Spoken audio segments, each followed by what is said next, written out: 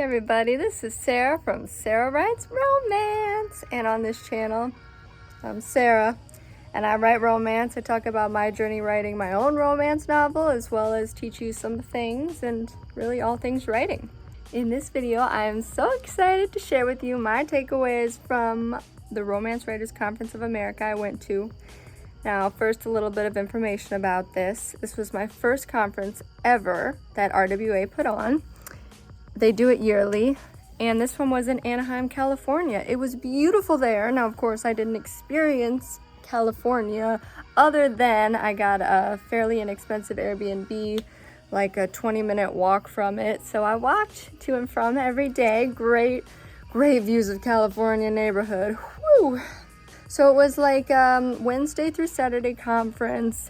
Wednesday was kind of half a day and Saturday was kind of half day. It was pretty much full-on sessions, like 9 to 5. Learn a bunch of wonderful things about writing. Like I said, it was my first writers conference, but I didn't feel like an imposter because I had a book almost written, except I have a lot of editing to do based off of this conference / I'm adding a whole new timeline, so more scenes. Anyway, let's get to my takeaways. Oh, and this conference was about at the end of July, and I have already done a lot of these takeaways, and I'll tell you what I've done after I give you each one. So, the takeaways I'm going to give first are ones that are non-writing related. And so my first takeaway is get an LLC. Get an LLC because then you can write off your expenses. You can pay for a writing conference, write it off, and then you don't have to pay taxes on it, as you probably know. Now, it doesn't mean that you get everything free from what you expensed. It is not like in that Schitt's Creek episode. If y'all watch that, the main dude thought that it meant everything was free if he expensed it. Nope. So, LLC, I've already created my LLC. It's not that hard, so you should do it in this year so you can use your expenses from January 1st till now if you have been delaying that. But it's not very hard at all. But there's some misinformation out there about what you have to pay to get one. Takeaway number 2, get an email newsletter. These publishers and agents, they care about your presence. And if you think about it, you got to get with the new age. You need to build up a following. And this isn't even a new age thing. I mean, it's an email newsletter. But, you can't just rely on your great writing and the publisher. So if you have an email newsletter, then it means you have people to sell to. But not only sell, you give them information and tell them about yourself and whatever. And I have created an email newsletter. So if you want to be part of that, I don't know how to make you sign up without having a website, which is on the way. I'm working on the website. So if you want to sign up for it, give me your email at my Instagram at Sarah Writes Romance. And now my Instagram has no content because I'm trying to, not get too scattered with my to-dos. But I do have the account at Sarah Writes Romance. You can send me your email and I'll add you to my newsletter. My third takeaway, non-writing, of the writing conference was to sign up or investigate a program that RWA puts on. It's like a 14 or 16-week program which pairs you up with a published author, I think. And then you work with that author, back and forth. You share your book with them, and then you have a better book, but also you get put into this group of people where you can then get in touch with agents because you went through this process. I forgot what that is called. They have lots of programs that they don't really advertise very well. They didn't even advertise it very well at the conference. It's just that I was talking with someone one-on-one and they mentioned it. And that's always best. One-on-one info. So I did investigate that, and the program takes place actually next year is when it's March or something where you can submit to do that. So it's a little too far ahead for me, but I did email RWA and was like, hey, tell me more. And then it's tied to that from the writing conference, my next takeaway, but I got it from someone at the writing conference individually. Number 4 is try critiquematch.com. It's where you get a critique partner. If you critique someone else's work, they'll critique your work. You can sign up and you can post your work. You're like, hey, I'm I really need help with this intro. Could you take a look? And I'll take a look at yours. And there are like tons of people on there with highly rated comments. Like people have rated them and commented about how great their reviewing is. It's like free but not free because you have to give your time, but I highly recommend that. And number 5, which is writing contests. I do recommend submitting to writing contests, and it's not something that I got informed of by the actual like conference. It was actually that I was out to dinner with some girls and I was asking someone how they got published, and they said, well, first I got my part of my novel got accepted into a writing contest. It was easy for me to find an agent from there. Perfect. So there are 5 non-writing takeaways.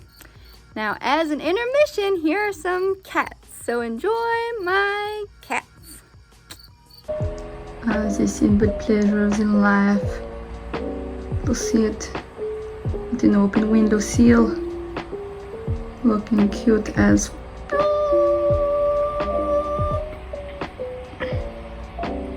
the cat laugh.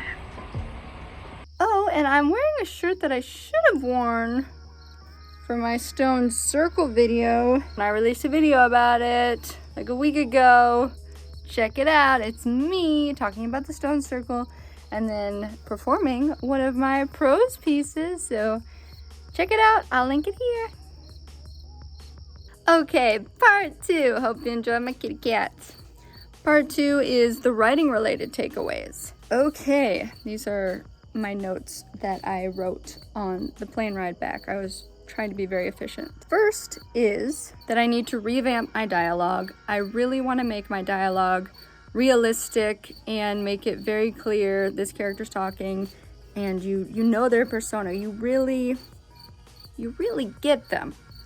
So that's just a general one. The presenter didn't actually give like the best ways and techniques of how to do this, but I am taking away that I'm just going to try to really get into my characters' thoughts and really embody who they are and how would they say things. And also another thing to do is just, I was at a coffee shop the other day and listening to people, being that person who's listening to others' conversations and seeing the cadence of words and how much ums or snippets of information, like you can really learn stuff just by listening to people. And the second writing related takeaway is to pump up humor potential.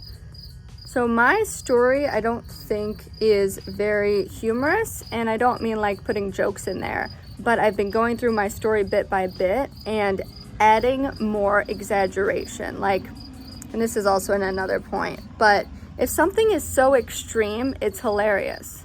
Like if, it's like a comedic waterfall effect of like, okay, this person leaves his wife, and then the wife is like clawing at his car, and then the wife comes and tries to visit his home and is clawing on the window or something. Like, it's so ridiculous, it's funny kind of thing. And like I said, I'm working on that because it can be funny. It doesn't have to, that's not the aim, but exaggerating things can make that happen. Okay, this next takeaway is number 3, related to the last one, is make shit really difficult for your character. Like, make it really hard for them to get what they want. So like I said, I took these notes when I was on the plane ride back. And another thing I did on the plane was to look at my scenes, and I said, how can I make this harder for my main character? Like, okay, he's going from point A to B. Put him in a car crash, or make it so he has a fear of driving, because my main character in my story has these visions of the future, and I wanted it to be like worst case scenario for this guy. So he's driving from A to B. Now he has a fear of driving because he has a vision while he's driving, and he I don't know if he's gonna get in an accident yet, but pump it up, make it really bad for your characters, because your audience wants to root for them. They want to see them fall in the hole, go through shit, and slowly work their way back up. Next one, limit backstory. So when you're writing, you have just met your character, you've just met Tom, and just like if you're at a party and you meet someone, You don't want to hear about how their father left them when they were 3 years old and they have issues with money or whatever. Like, I mean, you know, someone like me, I'd listen, okay? But so scenes first, intermixing that background. And I heard some extreme advice that like in the first 30 pages have no backstory. I mean, that's an extreme piece of advice, but it's really just the theme of, we don't care about your characters yet, so show us why we like them and then tell us about them. I do need to do a little bit more about elaborating on my world, my scenes, like to get a sense of the scene. And I don't have to say much to get people grounded in the scene. Like, you really don't. You can give a short description of a scene. They don't want all the details. They want to hear you say, it was like Austin if everyone were kind.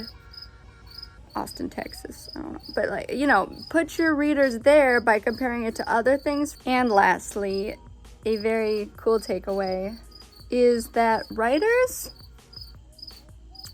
are great. They are so cool. They're partly my people, you know. In this earth, we're looking for our people, and they're all different kinds of people. But I was just in this vibe of these writers and learning about the craft, and it was just such a nice atmosphere. That's my last takeaway. I do have some others that are like smaller, but those are the big ones. So I'm working on currently revising everything. This is an update on my book. So I have like 105,000 words. I mean, you're like, oh, look, you have a book. Yeah, I have a book, but it needs a lot of editing. And as I'm going through each scene, like, I'm really taking into consideration this, and it's just like really setting the scene for the readers. So I'm working on that. And it's just been great talking to y'all. Look at you. Thank you for watching. I appreciate you very much. I wish you the best. I hope this was helpful. If you have other tips, if you were at the conference in Anaheim, you know, maybe you got a whole different perspective. I was a first timer. Let me know in the comments below. Also, subscribe to the channel for more wonderful, wonderful content like this, and I will see you next time.